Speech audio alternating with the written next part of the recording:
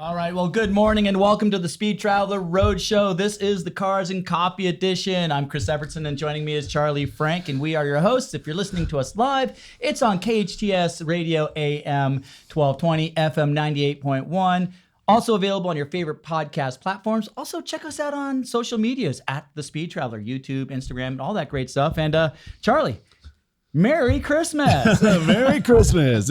It's pretty fun. Happy holidays. Kwanzaa and Happy Hanukkah. Festivus. Yeah, I don't get why people are offended when you wish them a Merry Christmas. Makes no sense. I wouldn't be mad at all if someone, wished me a Happy Hanukkah. I'll I'd be like the menorah. I happy don't care. holidays. Whatever it is, have fun and enjoy. Speaking of holidays, I did have my breakfast eggnog, so I'm feeling pretty good today. Did you get all your Christmas shopping done? No, I haven't started yet. Neither have I. And maybe, I'm gonna make a plug right now because Blenders Eyewear is a great partner to us. They are. And if you go shopping at Blenders Eyewear, you can get 20% off any purchase using the TST20 code. And not only is that good online, but if you go to one of their many retail locations, 20% off Blenders. And who doesn't like a pair of fun sunglasses? I agree. We know Deion Sanders loves them. Yeah, right. Max Verstappen and Carlos Perez. Checo Perez. So yeah. Yeah, but so if you're new to the Speed Traveler, we talk pretty much everything about cars. We are on a radio station that does a lot of political radio, so this is like a reprieve. Yeah. From being angry. Just get to sniff a little gasoline. Yeah, exactly. Have some fun, and we talk cars. We talk road trips. We talk Formula One, and Formula One, for those of you who are somewhat new to motorsports, that is the absolute pinnacle of racing right now, isn't it? It really is. I mean, it's been an amazing thing to watch how Formula One has grown. I've been a fan, almost my entire life. Your brother and my mom got us really involved in the Formula One racing world, period. And it's just been incredible to see how Formula One's been at the top of the rung here for a long time. Yeah. I'm actually kind of curious if there's any other series that might topple Formula One as the biggest motorsports event in the world. We were talking about that, and NASCAR used to reign supreme, at least in the United States, and for whatever reason, they've kind of lost some of their luster. It really has seemed to have gone a little bit sideways there. The racing's amazing. I agree. I love the fact that NASCAR is now seeing a lot more road courses. Right. I mean, the oval racing's amazing. I liken it. I'm an old bike racer, and NASCAR on an oval is kind of like a criterium bicycle race. Yeah. There's a lot of banging, a lot of elbows being thrown. Right. But the road courses have been really exciting to see a new skill set being thrown at these more traditional oval racers. Yeah, I think that you're right. NASCAR's doing the race they had in Chicago last year. It was a great race. Yeah. Unfortunately, it rained all weekend, but that was very unique. They're doing some cool stuff. I think the difference is Formula One has F1 Drive to Survive. And for those of you who don't know that, you should watch it. It's a great series. It's on Amazon, right? Yes. Or it's on Amazon or Netflix? Oh, wait. No, it's Netflix. It is. Yeah, okay. It so is it's on Netflix. My apologies, Netflix. But it's really a great series or a show. What they did is they embedded a camera team and a producer with every single F1 team for the entire previous year. And that way they don't have to manufacture phony drama. Like legitimately every single year there was real drama in F1. And so they collect those stories and then they produce an incredible show, and it's attracted all of these new fans to F1. They put it on a place where you could actually have other viewers than just sports guys. Like it is on ESPN now, but by putting it on Netflix, you open it to a huge new audience. Yeah, I'm going to be that sexist pig and say, I'll say this out loud. It actually drew in a lot of significant others that weren't so much into the racing itself. And now they are huge F1 fans and actually know a lot more about the drivers than I know. I know, right? Yeah, it's true. So I think that's what really made the difference. Liberty Media owns F1 now, and they did an incredible job. So I think NASCAR had their show. It was NASCAR 360, but they were always trying to manufacture drama. Yeah. And that's what I just didn't like, is that sometimes there just wasn't drama. So they're like, hey, look at, whoever driver A, he's just a good old boy, and he goes to the Home Depot during the week, and the shtick gets kind of has nothing old. to do with the fact that the car is sponsored by Home Depot. Yeah. but I agree. It's that canned, trying to script live action is just not. It doesn't have that sense of reality. It's not as real. Right. I mean, you can look at some of the reality shows on TV, and it's such a mockery to me that it's gone so far. And I think F1 Drive to Survive has not done that to any real extent. Right. You know, and in NASCAR, the NASCAR series, it was interesting, but I don't really care if Joey Logano can scramble eggs. I agree. And Netflix just got it totally right, or Liberty Media and Formula One, they got it totally right. And now F1 is blowing up. I think every single race this year sold out, which is unbelievable. Look at ticket prices. Yeah. You know, it's gone through the roof. It's hurt and benefited the series tremendously because it's become a lot more exclusive. It sure has. You know, so those that are, you know, on a budget, it's much more difficult to be able to get to some F1 races, particularly, especially here in the United States. Right. You know, but I mean, but there's so many other series around the world. I mean, is F1, is that it? Is that the pinnacle? Is that where it's going to stay? Because it is a global series. Yeah. I mean, is the World Endurance Championship going to bump into that a little bit? Because that is more of a worldwide series. Or I mean, like as an example, there's a series in Australia, the Australian Supercar Series. I just love the action in the racing there. And I mean, the those tracks. guys, and the tracks are amazing.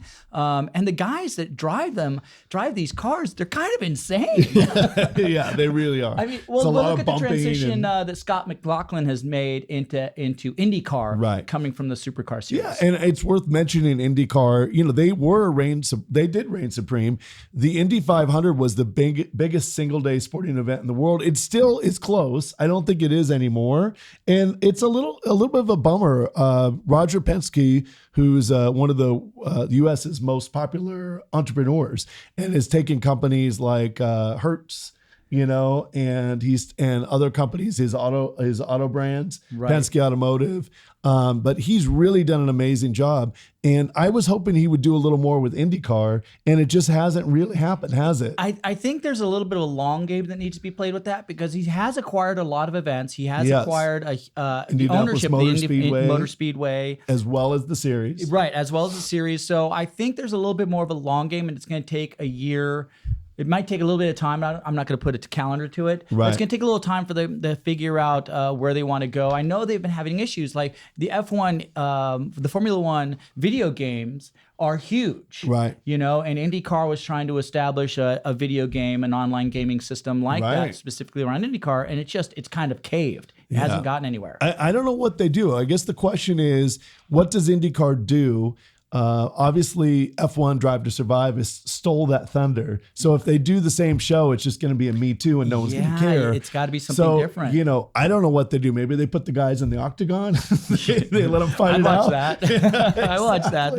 Maybe maybe the racing is I don't know. You know, I'm not going to say more dangerous, but maybe they let them bang on each other more. Well, more of like a WWE type thing. I don't know what they do. You know, that's an interesting concept because I mean, in Formula One, they're getting very touchy or no touchy feely. You know, I mean, don't touch anybody. If you everyone and the penalties seem a little arbitrary. Yeah, you know, it's like okay, that looked like that driver's more at fault, so they penalize the other guy. Right. Yeah, you know, they do. And so what do they do with IndyCar? I mean, it's interesting. I kind of wonder if there's a way to kind of like with NASCAR where they do the segments. Yeah. You know, and they do point races within the whole race itself. So we have a 75 lap race. No, it makes sense. You know, and I kind of like the competition yellow that NASCAR uses. Of course, IndyCar and Formula One, you know, don't want to copy anybody else, but they don't. Maybe there's a way to do something with that. I give you an example of our buddy Robbie Gordon. Who has the Speed Energy Company and drink, and he also Stadium Super Trucks. And let me interrupt you right there. If you've never seen a Stadium Super Truck race, go to YouTube and Google it. Yeah, it's incredible. Robbie Gordon, all those drivers. His son Max, who's what, 14? Maybe 15 now, is actually racing it, and the driving that they do, the skill level, the courage. Yeah, it is a show and a half. Yeah, it really is. And if you're new to racing, the fans that go to Long Beach Grand Prix, that's one of the places where they race. The Indy cars will be out there, and people are into the Indy cars. But when the Stadium Super Trucks come out, the crowds gather and people go nuts. Go nuts. So maybe there's a lesson in there for IndyCar. I mean, obviously they don't want to. the purist is going to say, I don't want it to be WWE, but I don't know. They got to do something in my mind. It's got to be opened up. I mean, well, there was a couple years back where the chassis had actual, I'll call them bumpers. Yeah. You know, so you could bang a little bit more. Right. The wheels were a little bit more protected. It's still an open wheel series, but the wheels were a little bit more protected to keep cars, you know, which kept the cars from flipping and whatnot. Right. So something that needs to happen, because I will say this, the racing in IndyCar is great. Yeah. It's been exciting. There's lots of passes. You know, the championship battle's been wide open every year for the past several years. Yeah. It's been a foregone conclusion for the last 3 years with Max Verstappen and the Red Bull team just absolutely dominating. Before that, it was Lewis Hamilton and the Mercedes team. Yeah. So, you know, the racing's great. How do we get fans to go participate? And that's the big question. But we're going to take a quick break, and we're going to come back on the other side. We're going to talk about we're going to review 2023 and some of our favorite cars that we've talked about, cars that you could buy now and hopefully make some money on. So we will be right back after this break. All right. Well, welcome back to the Speed Traveler Roadshow Cars and Coffee Edition. I'm Chris Evertsen, and along with me is Charlie Frank. And if you're listening to us live, it's KHTS Radio, AM 1220, FM 98.1. Of course, we're available on your favorite podcast platforms. Check us out on social media at The Speed Traveler across the board. And Charlie, you know, we didn't actually really we just started talking. We didn't really introduce what we were actually really going to talk about this episode. What are we going to talk about?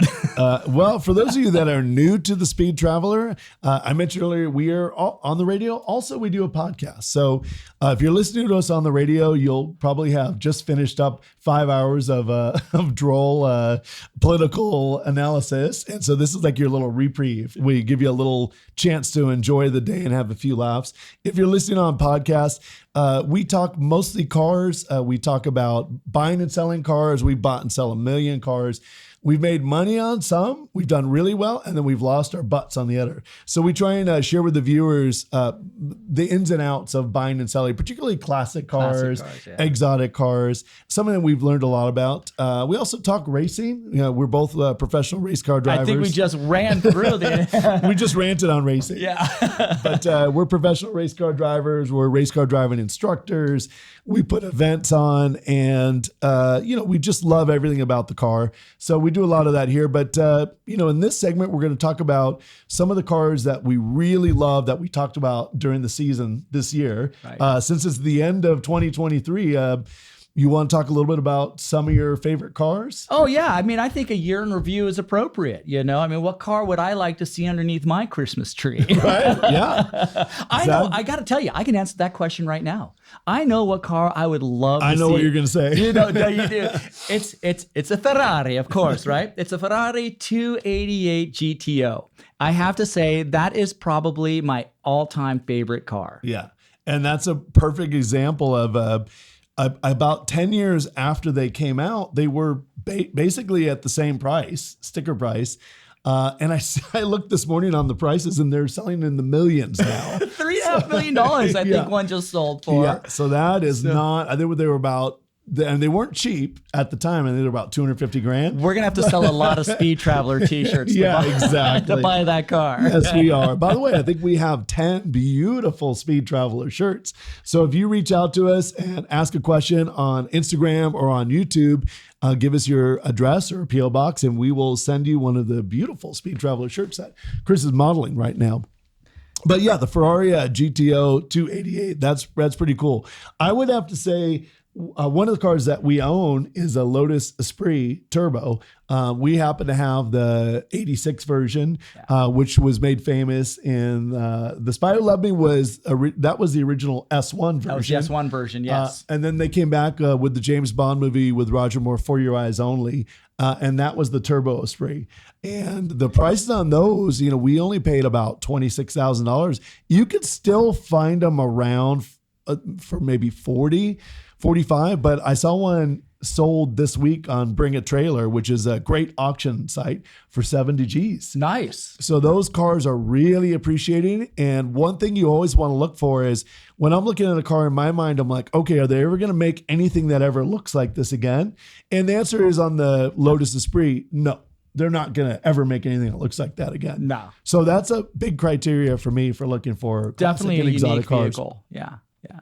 Also, along those lines, since we're on the subject, I love the Alfa Romeo 4C. Oh, yeah. That is the most impractical car in the world. Yeah, you basically have to fall into it. But what fun to drive. I mean, it's a full carbon fiber monocoque chassis. They kind of took some Formula One technology. They did. And streamlined it for consumer use. And they made a super lightweight little 4-banger turbo that is so much fun to drive. 1.7 liter turbo motor. And I made 232 horsepower. Yeah. But it feels like 500. You know, I mean, and this is a great car to look at. Like, if you ever want to go test drive a car like that or have fun with a car like this, there's a great site called Turo. Right. You know, and you can rent exotic cars for a day. Like, you can go rent a BMW M6 for what, $70 for the day? Yeah. $100 for the day.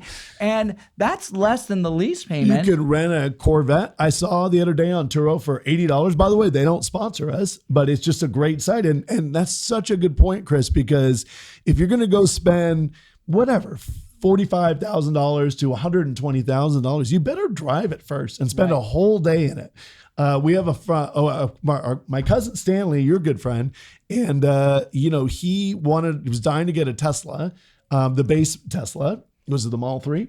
And we begged him to go rent it and just to see what he thought. And at the end of the day, he was like, "Yeah, I don't want this car." Yeah. And so I could only imagine spending $100,000 to then figure out that you don't really like the car. Well, and that's what even new cars cost today. You know, I mean, they're so bloody expensive. Before you buy that car out of just sheer passion and joy, you know, the hope of joy, go test drive it. Turo is we just talked about it. I mean, shoot, we did rent a 4C and actually drove on one of my favorite all-time roads in Las Vegas. Yeah. So the Valley of Fire. No, that was great. And it wasn't, the 4C wasn't as cheap as some of the ones that there's a lot of. Like, I noticed there's a lot of Corvettes on Turo, so you can find those. You know, the competition is driving the price down for rentals. Right. Same with the BMW M4. I saw one, like you said, for $80 or so. So if you're going to buy a car like that, definitely rent it. But getting back to the 4C, did we get off on a tangent? we got off on a slight tangent. But getting back to the 4C, our buddy Jeremy Clarkson, you know, of Top Gear fame. I don't know that show. Yeah, exactly. Never heard of it.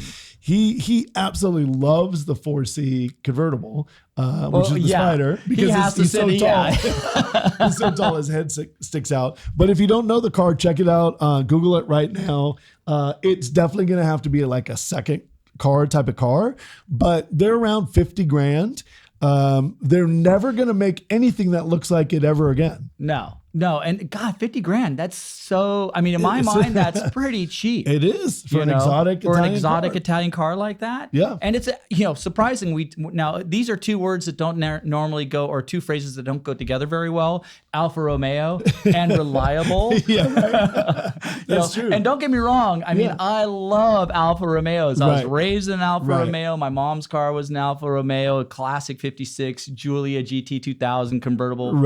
All white with red leather interior. You know, and it started from there. The Alfa Romeo Spider, Veloce, and it's just continued. It's been a storied line. Anyways, back to the 4C. It's actually a very reliable car. And it gets the average fuel mileage is 29, and that's both city. I think it's 25 in the city and 34 on the highway. I mean, and it's a engine that they use a lot in Europe. So you're gonna be able to get parts. It's gonna be reliable.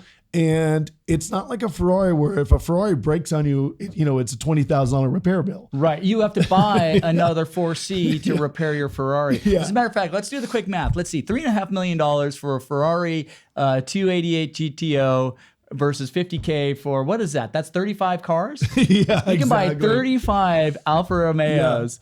C4s for one Ferrari. No, it's pretty incredible.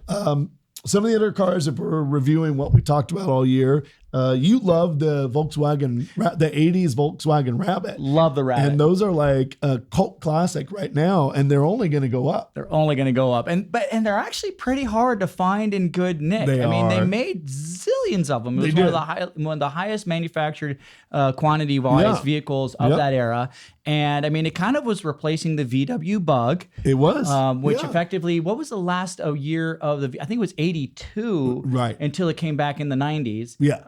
No, that was the replacement. That was kind of the replacement for the Beetle, right? And it was so much fun, and parts were readily available. But it's a lightweight chassis. It's a hatch. It's kind of the hatch one of the hatches that started it all. Right. The hatchback rage of the 80s. GTI here in the U.S. Right. Golf in Europe. Right. And now it's called the Golf here. I think they're just coming out with the 2024 Golf. GTI. Golf R. Golf R. Thank you. And GTI. And GTI. Yeah, that's right. But no, that's a great car. And if you live in LA, actually, it doesn't matter if you live in LA or not, but we happen to live in LA, and there's a great market for renting 80s cars for movie and TV production. What's interesting is a buddy of ours is working on The Walking Dead in New York and Boston now. He also walked on The Walking Dead in Georgia. And so it really almost doesn't matter where you live now. If you buy a car, an 80s VW Rabbit like that, you're going to make $350, $400 a day renting it for production. And you brought up a huge point. Is production is no longer centered here in the TMZ, in Hollywood. It's migrating across this country. It's a lot of production in Canada now. Right.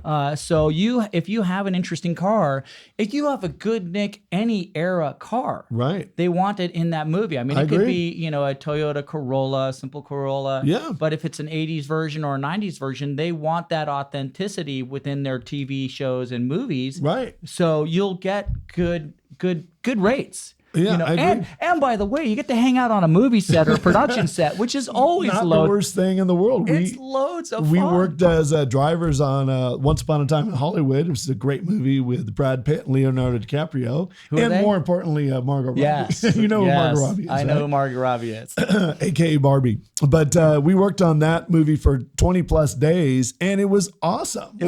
We got to hang out with Quentin Tarantino. Like, if you're a background person on a movie, they kind of sequester you and put you in a corner in a holding area. But if you're a driver and you're driving your 80s VW Rabbit, let's say it's an 80s movie, you're in the action. Right. They don't hide you in the corner. And by the way, you brought up a good point. For those that are trying to make it into acting and they are extras and they are just, taking those roles as extras in movies, if you have a car, this is a way to supplement that day's income. Absolutely. And quite frankly, to what you just said, get more in front of the people that might hire you. You might be the next big find. You know what? That is if anyone's got an actor in the family or their kids are actors or whatever, if you go to Central Casting and you work as a background person, you get paid $112 a day. If you bring an 80s car, you get paid $412 a day, or I think it's I think the base pay is $108.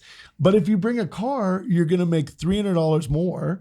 And you're going to interact with directors. Right. Because the directors Quentin Tarantino got really involved in what cars were going to be driving around on that movie set. And he is an anomaly. I think he's more involved with the production than a lot of other folk. But I mean, he goes so deep as to your brother Ralph was driving the El Ranchero, right? And he was going through a drive-through line at the local restaurant in the movie. And Quentin literally says, hey, when you don't just take the bag and put in your car, look in it like a normal person would to make sure they got all their stuff. Yeah, right. So he's so involved. He's making sure the background actors are all doing the real world stuff. Totally. And it's such good advice. I mean, when I was at Central Casting, there was all these kids there that had just moved here from Missouri and just moved here from Idaho or whatever, and Illinois.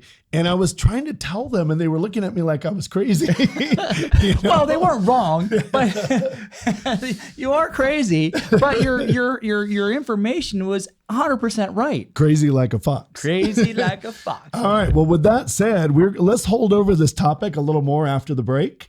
You are listening to the Speed Traveler Roadshow on KHTS Radio. We'll be right back. Welcome back to the Speed Traveler Roadshow. That's Charlie Frank. I'm Chris Evertsen, and you're listening to us live on KHTS AM 1220, FM 98.1. Of course, we're available on your favorite podcast platforms. Check us out on the social medias and the YouTubes at The Speed Traveler. And Charlie, it's been great kind of reviewing the year in motorsports, in cars, in travel. What are some of the things we were just talking about, being in the movies and having our cars in the movies and working on set? What are some other things that we, should be telling our viewers about? You know, what are the cool things? You know what? A few things I remember off the top of my head is the Ferrari Club. If you end up getting a Ferrari, and I mean, you know, the barrier to entry can be low. You can find a Mondial, a 1980s Ferrari Mondial for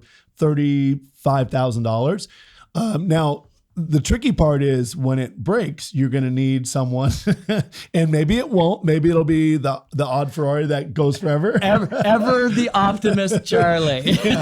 But you know, the Ferrari Club is really cool. They have concours events, they've got rallies, they've got F1 watch parties, and it's really cool. So you can buy into that community for, you know, not that much money. Yeah, for the cost of a new Prius. And really, and it's, you know, we were very lucky. We got to partake in some of those events. A friend of ours has a fun Ferrari, actually a very fun Ferrari to drive, the F430. Yep. And it's a lot of fun to drive. Right. I got to tell you, that's a lot of fun to drive.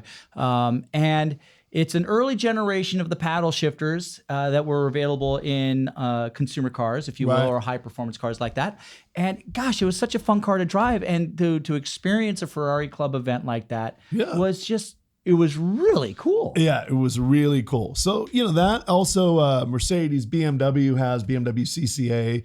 So there's other brands that do have that, but the Ferrari one is really pretty special, isn't it? Yeah, I mean, it's hard not to get a butterflies in the tummy when you think about jumping into a Ferrari. Just such a storied name. We've seen the movies on TV and in the theaters. There's a new one coming up. Yes, coming up on Christmas Eve. It's with Adam Driver and Patrick Dempsey and Penelope Cruz, and it's the story of Ferrari. The company was just about to go broke. And they raced in the Mille Miglia, and it turned the company around, because if you don't know, for one thing was cool about Ferrari is he sold road cars just so he could go racing. Right. You know, there was no other. He actually had no interest in actually selling cars to consumers. He just wanted to race. Yeah, he did, which is really what made it really cool. Also, Lotus was like that. Colin Chapman. You know, the Lotus brand was basically the same thing. But I mean, you know, we're reviewing everything we talked about in 2023. We're trying to condense it down to a show. And, you know, what are some of the cars that stood out for you that we talked about in 2023? You know, I gotta say, you mentioned the Lotus. We've talked about the Ferrari with the GTI, and the Volkswagen GTI. And it's interesting. I keep kind of coming back to Volkswagen. Right. I really do, because like the VW Bug, we kind of touched on it. It's such a fun car. Right. And I was recently on Craigslist looking at VW Bugs, and it's interesting. There seems to be a little bit of a dip right now in VW Bugs. Well, especially this time of year. In the winter, there's always a dip in second cars or third cars. Or fun cars. Fun car convertibles. Like if you're looking, this is the time you want to look at convertibles and sports cars, because this is the time of year, especially if you're up in the northern part of the U.S. or in a cold climate, you know, overseas. This is the time of year when the cars get put away, and at some point, you know, someone's like, okay, I'm just going to sell it. It's just sitting here. So that's a really good point. The Volkswagens, when we were kids, you saw Beetles and Bugs everywhere. I think we did a show on the Beetle, and I think they made close to 40 million of them? Yeah. It was over 40 million. Yeah. And if you've never seen the Beetle, you know, in action, for me, it's kind of a weird way for it to have become famous in a strange way. But in the movie Bullet, one of the greatest car chase scenes ever, especially considering how long ago that movie was made. Right. But there's a 50 plus years ago with Steve McQueen, and there's a Volkswagen Beetle, a green Volkswagen Beetle, that it's made famous to me in that car chase for being passed. I think it was 8 times. Yeah, it keeps appearing. It keeps reappearing. So unlike Quentin Tarantino, who brought in 180 cars to set his period piece, I guess they just didn't have the budget, or they didn't think of it back then. Just didn't think about it. And so they only had maybe 6 other cars, and so he keeps passing the same car. So it's really pretty funny. It's a good holiday movie. It's not a Christmas movie. It's not a Christmas movie, no. But I think the Volkswagen Beetle, that's a really great collector car, because they're cheap to work on. You can go to J-Bugs. J-Bugs in Oceanside. Has the parts. All the parts in Oceanside. and they're inexpensive. So if we talked about getting into Ferraris. I mean, if something goes wrong there, it's going to cost you an arm and a leg. Right. But in a Volkswagen Bug, it's still cool and desirable, but it's not going to cost you an arm and a leg. It's not. You could probably fix it with your garden hose that from the front yard or something like that. And you could probably fix it with that, and it's going to be fine. Garden hose and zip ties. I mean, exactly. You've got a new radiator. I mean, and to your point, it is a cost-effective car. Again, we mentioned this time of year, these kind of cars kind of come down in price. And, for somewhere around $7,000, you can really get a nicely set up Bug. A lot of them will have been modified. So you have to kind of decide, are you looking for something that's gone kind of the Baja direction? Right. Or you want something that's a little bit more of the purist and looks less altered? Yeah. But they are available. And I mean, I looked at one, it was a 72 Bug. And it was beige, but it was painted the same beige that it started as. Right. So it's kind of maintained its color. Yeah. So it looked very original. Right. And it was only $7,200, and it had been on Craigslist at that point for I think 32 days. So there's a Bug that you could probably go, hey, $6,500. Yeah. And you've got a fun car. Yeah. And that's a good pro tip. Pro tip from the Speed Traveler. Too much Christmas eggnog. Too much eggnog this morning. But a pro tip is look for cars that have been on the market for 30 days or so. And obviously those owners are going to be a lot more motivated. Look on Craigslist. Especially for something like a Volkswagen Bug, because you can go on Craigslist, you can go into cars for sale in Los Angeles, and then there's a pull down menu on the left, and it says search by map, and you can now search half of the country, which you used to not be able to do that. Right. Now you can search half the country, type in what you're looking for, and then go search the other half. And what's great about that is especially a marque that is not so readily available. Yeah. You get a large breadth of what is available. I mean, cars that you might see hundreds of them, a Buick LeSabre or something like that. And well, that's actually a pretty cool car. Yeah. But something that we don't care about. You might find if you open up that window too far, you'll get 10,000 cars in that listing. So you have to also have to be judicious in that mapping, the use of that map. So if you're looking for something that's rather common, you need to be a little bit more pinpointed. Agreed. And work outward into regions that are good buying markets and good car climates. Yep. Car climate is a very important thing to consider when you're buying a car. Yeah, that's true. I mean, obviously the Southwest is always a good spot because there's much less rust. So you got to be very careful. If you're buying something like a Porsche 914, they're famous for having rust like hidden deep in the engine bay, and you're really going to need to know what you're doing for that. But for something a little more simple, a Bug, you should be able to check, climb underneath it. You should be able to find out real quick if there's rust in it or not. I mean, in Europe, the way they used to test cars is they, to make sure it was roadworthy, is they'd put it on a lift and they go underneath and stab the bottom with a screwdriver. If the screwdriver went through, you had to go get it fixed. It was rusty. It was rusty. Yeah, but you know what? I want to hit one more car before we move on. We covered in one of the original episodes of the Speed Traveler, and that was the Chevrolet Corvette. That's another car, unlike a Ferrari, but it's a pretty simple engine. It's a V8 engine. We would always suggest you find that in a manual because the manuals are definitely going to go up, whereas the non-manuals, they're going up, but not at the rate of the manuals. Right. But that's something that you could collect that if it breaks, it's not going to cost you an arm and a leg because there's lots of mechanics that know how to work on them.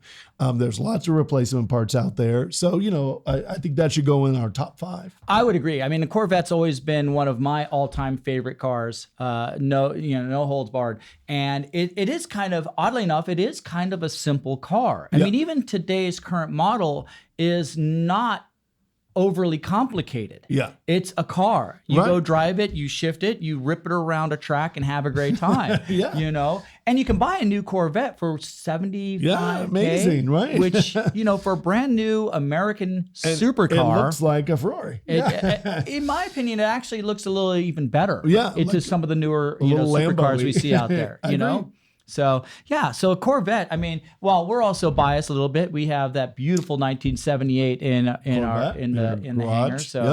So, it's a great car, and it's a manual, 4-speed manual, and it's a heavy. It's kind of funny. So here's a V8 engine that produces 280, 220 officially, but I think it's more than that. Yeah, so 220 horsepower, a V8, and it's crazy. We look at cars today, a little 4-banger, that are so efficient. Yeah, I'm gonna use that word, efficient. Right, little 4-banger that produces more horsepower than that V8 engine of the past. And look at the BMW, like a BMW M3 6-cylinder inline turbo. Over 500 horsepower. Insane. and still really good mileage. Yeah. We were just doing a track day down in Houston at this really cool facility called MSR. MSR Ranch, Houston. And what a fun track. I mean, it was. Charlie down there, he's the track man down there. And man, was he throwing some cars around that track. But it was so much fun because we had the M3, we had the M3, we had the M4, we had the M8. Right.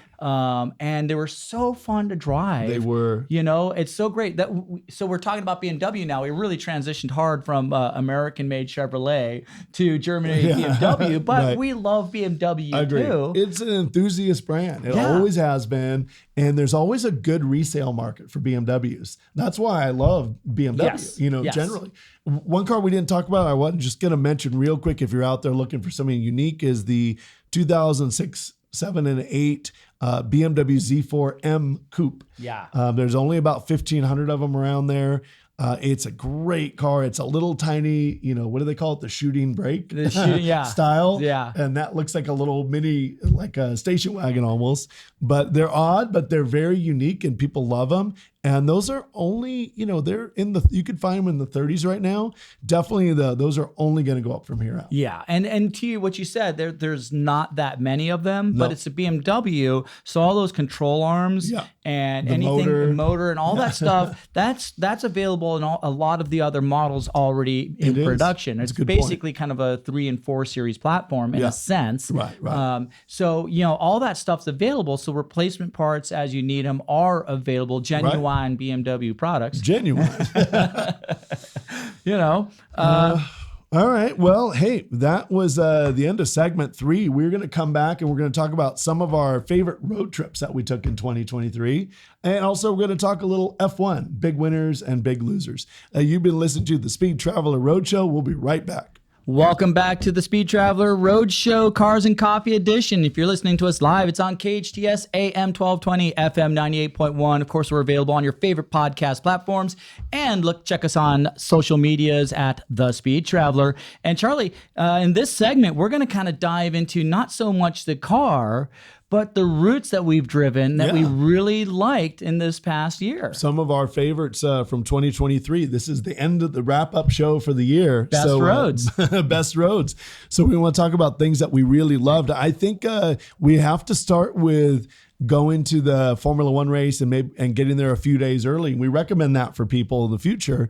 This is the Las Vegas Grand Prix? Las Vegas Grand Prix, and driving, one of your favorite roads in the world. Oh, yeah. And you just brought in a pro tip. If you're going to Las Vegas. This could be a pro trip. Pro trip tip. All right. I like it. Say that 3 times fast. Yeah, Valley of Fire. It's just east of downtown Las Vegas, about 45 minutes till you get to the roadhead. It's kind of on the way to St. George, Utah. Yep. And the terrain starts to transition there, and it's just absolutely beautiful. It's on an Indian reservation. A lot of it's on an Indian reservation. Right. Really winding roads, changing terrain as you make your way towards Lake Mead and the world famous Hoover Dam. Yeah. No, and we did that trip.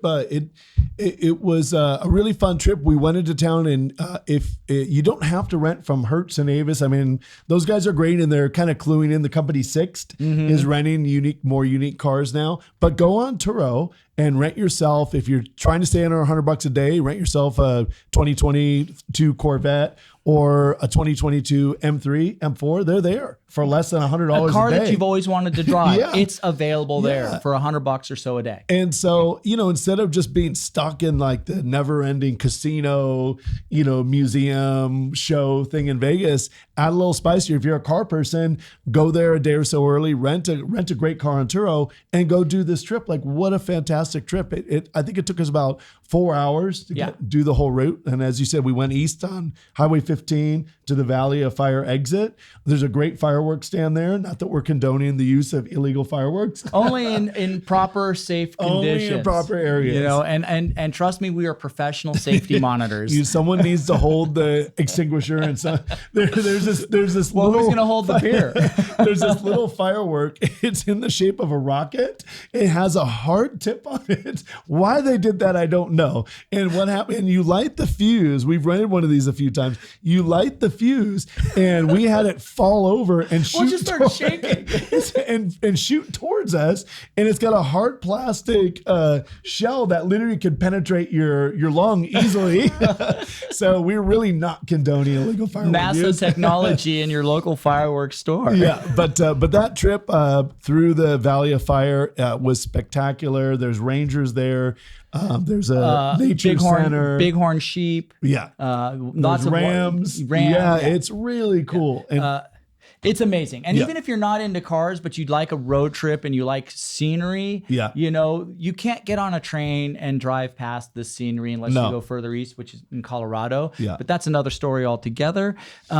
It's loads of fun. Yeah. It's a great way to see some new terrain, come across some new things. Look, you know, I mean, you're seeing it on social media here in California quite a bit now. Oh, what's at the end of Zizek's Road? Yeah. Well, okay, but that's been there for, you know, 70 years now. 100 years, maybe almost 100 years. I can't remember when that was built. I'll have to go back and do some research on that. And I've been there a bunch of times, and it's super, super cool. Do these road trips and explore. You know, don't just stay on the path. If you're doing Valley of Fire, and we turned off and found some really cool oasis. Oh yeah, we sure did. Oasis? What's the plural of oasis? I don't know. An oasis. Just say it that way. Okay. You know, find an oasis or what have you. Yeah, and you know what? Another one I want to talk about real quick is we have a video on the Speed Traveler YouTube page, and we traveled across the Mulholland Highway, and that is in the Los Angeles area. So if you're in town, you're a car person, and you want to try something different, then go, you know, rent a car from Turo, get something fun like Alfa Romeo 4C, and you can drive from about Universal Studios. So you could drop the kids at Universal, and you could go west towards Malibu. And it's one of the most spectacular roads in the world. It's unbelievable. There's so many great places to stop along the way. And by the way, the road itself was not built around any specific destination. It was built around the joy and the thrill of driving a car. Yeah, and so you're right. It was built to enjoy that, and you could tell that because it winds around the mountains. By the way, it's going to be the 100th anniversary of the Mulholland Highway this year. Really? So we'll have to do a special episode for Mulholland. But great trip. But you know, before we run out of time, we should talk a little bit about F1. You know, big winners and big losers for 2023. So, you know, I have to put it in a strange way. I think the big losers in a weird way, kind of the fans. Right. You know, the racing action has been, because Max Verstappen and the Red Bull team were such big winners. I mean, they won everything except races. That's Max Verstappen. Checo Perez won two races. That's right. And then the only non-Red Bull win was by Carlos Sainz, not Charles Leclerc. There seems to be a little controversy about that. But Carlos Sainz winning the race for Ferrari. Right. And I feel like, you know, so I say the fans kind of were the losers, is that because the race is always so focused on who does win the race, that the front of the race was rather boring. I mean, the Red Bulls were walking away 20, 30, 40 seconds away from the competition. However, that said, when the camera's focused on the middle pack, there was some great action racing in the middle of the pack. Yeah, and to add to your point on the fans losing, we love Formula One. Formula One's great. They've given us great access, but man, the prices got very expensive.